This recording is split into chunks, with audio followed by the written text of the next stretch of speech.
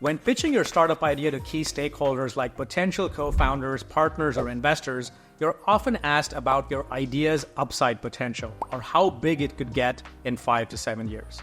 This is often an impossible goal to estimate. You either don't know what to say, invent a big goal, or maybe pull out a financial forecast spreadsheet and test your Excel wizardry.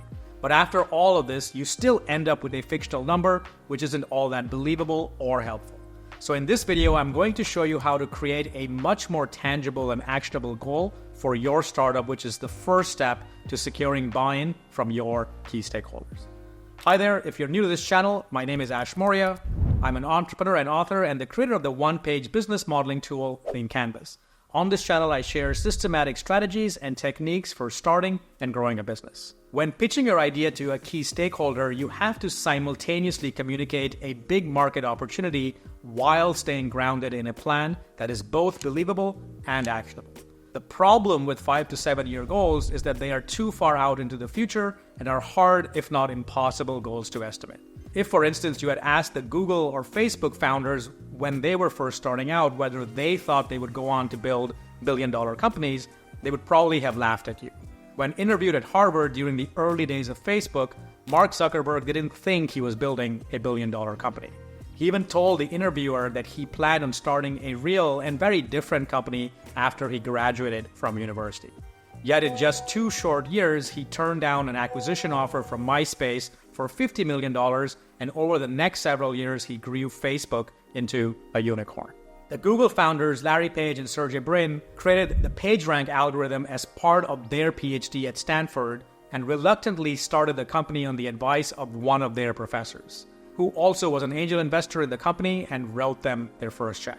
While they launched a very successful search engine that was getting lots of traction, it wasn't making enough money, and they tried to sell the company to Yahoo.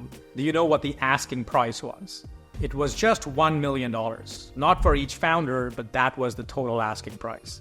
Yahoo famously turned them down because they had their own search engine, and a few short years later, Google cracked the auction-based ad model, and the rest, as they say, is history. Now sure, unicorns by definition are rare and hard to foresee at the outset, but even less ambitious outcomes are just as hard to foresee because all startups come enveloped in a thick fog of uncertainty. This is why I don't recommend starting with some fictional maximum upside potential of your idea, but instead use a more real and tangible minimum success criteria.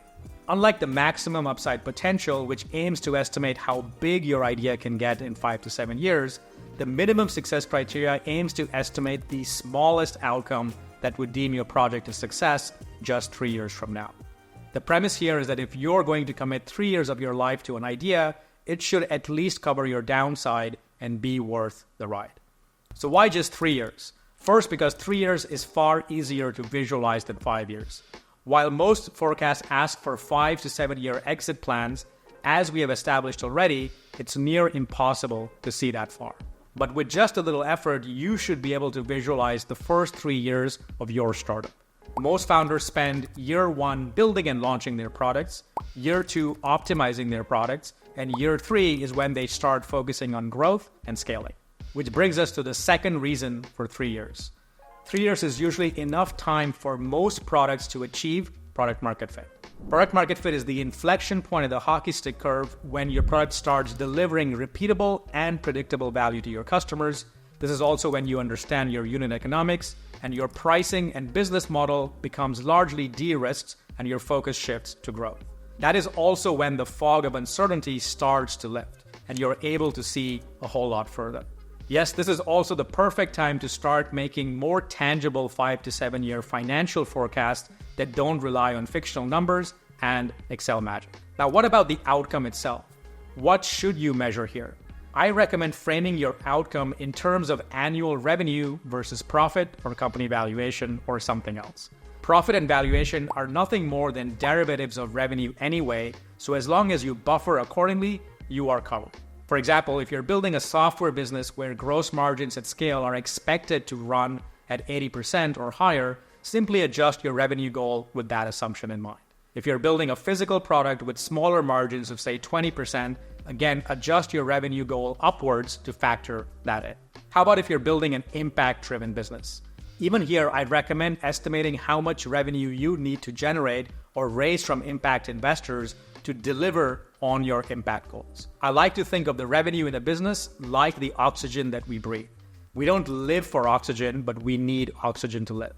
The difference between a for-profit business and a not-for-profit business is that a not-for-profit business reinvests excess revenue or profit into delivering more impact. If you want to deliver more impact, you need to generate more revenue. And now for the trickier question. How do you determine the smallest outcome that would deem your project a success in 3 years? Now, you might be surprised by this response, but most minimum outcomes are already set for you, either based on your internal ambition or operating environment. I'd start by asking yourself if you're planning on raising money from investors. If the answer is yes, then your minimum success criteria isn't really set by you, but by your future investors. When the time comes, investors put their money into ideas that stand to give them the biggest return on their investment. So it'd be prudent to study how your target investors currently value companies at product market fit. That will give you some specific benchmarks to use in your own modeling. Now, if you don't intend to raise money from investors and bootstrap all the way instead, ask yourself how big a company you'd like to build, how many employees and what kind of a company vibe or lifestyle you want. The answers to these questions can help ballpark your target revenue and minimum success criteria goal. Now, your minimum success criteria can be a deep why question, and the key at this stage is not to overthink this step. You don't need to pull out a spreadsheet and come up with a 3-digit precise number. The purpose of this exercise is ballparking a rough estimate. This is where it's helpful to use Fermi values or think in terms of orders of magnitude or powers of 10. When you use power of 10 estimates for your minimum success criteria, you find that there are only 4 possible successful outcomes or startup games worth playing in any startup. You could either build a level 1 business, which is a $100,000 a year business. This is roughly enough to quit your day job and run a solopreneur type business. You could build a level 2 business, which is a $1 million a year business. This is often a small 3 to 10 person company. You can aim to build a level 3 business, which is a $10 million a year business. This is where you don't have to raise funding, but your options open up if you want to go the VC route. And finally, you could aim to build a level 4 business, which is a $100 million a year business or a unicorn. Now, it's important to point out that when you use Fermi or power of 10 values, these numbers are not absolute numbers, but rather ranges of possible values. So a $100,000 a year business does not have to exactly make $100,000 in a given year. Making anywhere between $60,000 to say $400,000 would still classify as a level 1 business. Similarly, making $500,000 to up to $4 million a year would classify as a level 2 business. The other point worth emphasizing here is that there is no right or wrong answer.